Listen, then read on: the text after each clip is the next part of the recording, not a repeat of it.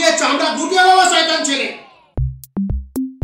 বিদ্যালয়ের চৌহদ্দিতে এ ভাষা ঢোকার অধিকার পায় কি করে? পায়ে দড়ি বেঁধে সিলিং থেকে ঝুলিয়ে দেবো। ওরে বাবা, কি ভাষা প্রয়োগ করছে?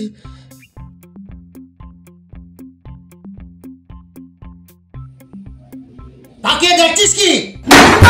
সর্বনাশ, কোনো গুন্ডা নাকি? তাহলে এবার অন্য স্টাফদের ডাকতে হবে নাকি? মুস্কোর লুঙ্গি পরা লোকটা কে রে বাবা? এরশাদ তো দেখছি চুপচাপ বসে আছেন।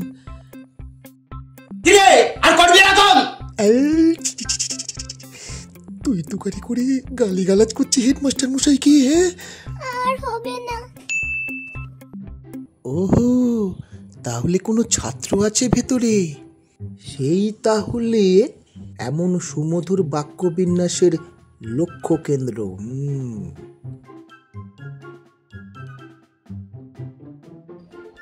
রবিন বাবু আসেন আসেন।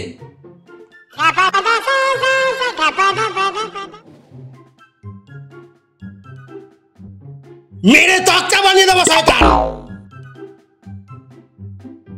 রবিন বাবু, এই ছোকরা কি লিখছে জানেন?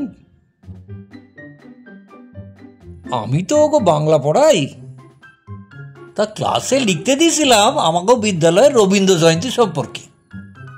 তা ছোকরা যা লিখছে আমার মনে হইল লেখাটা ওর বাপরে দেখানো অবশ্যই উচিত হইব।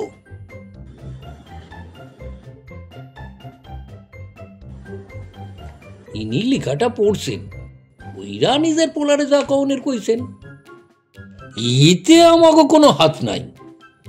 লেখাটা পইরা উনি ওনার পোলারে পুরস্কার দিবেন না তিরস্কার করবেন, এইটা সম্পূর্ণ ওনার ব্যাপার। কি লিখেছে? আপনি সজ্জন মানুষ, বিদ্বানও বটে, নিজেই লেখাটা পইরা দেখেন। সবসময় যে বাবা বাসা কইরা সন্তানে মানুষ করা উচিত নয়, এইটা আপনি জানেন দেখতেছি। না জানলে ভালো হইতো না, পরিণাম খুব খারাপ হইতো। যাওগা, এখন আপনি আসেন। নমস্কার স্যার, আসছি। এই চল। বজ্জাত ছেলে, মন সম্মান রাখলো না। রবীন বাবু, লেখাটা পড়েন, তবে মনে মনে। পইরা যদি মূর্ছা যান তাহলে এটা অত্যন্ত সঙ্গত বলেই আমি বিবেচনা করব।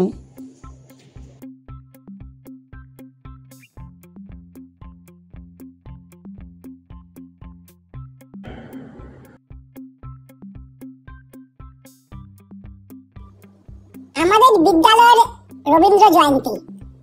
আমাদের বিদ্যালয়টি অনেক বড়। এখানকার একজন শিক্ষক রবীন্দ্রনাথ পাগুই, তিনি খুব ভালো শিক্ষক। উনি যখন ছোট ছিলেন, মানে যখন স্কুলে পড়তেন, তখন একটি মেয়ের প্রেমে পড়েছিলেন। একদিন তিনি একটি চিঠি মেয়েটিকে দিয়েছিলেন। সেখানে লেখা ছিল, আমি যাই সাইকেলে, তুমি যাও হেঁটে, তোমার আমার দেখা হবে স্কুলের গেটে।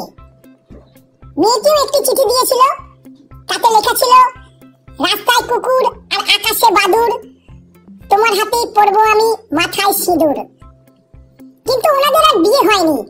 সেই মেয়েটি বড় হয়ে আমাদের ম্যাডাম হয়েছেন, তার নাম জয়ন্তী সেন। এই রবীন স্যার আর জয়ন্তী ম্যাম খুব ভালো মানুষ। এই হলো আমাদের বিদ্যালয়ের রবীন্দ্র জয়ন্তী।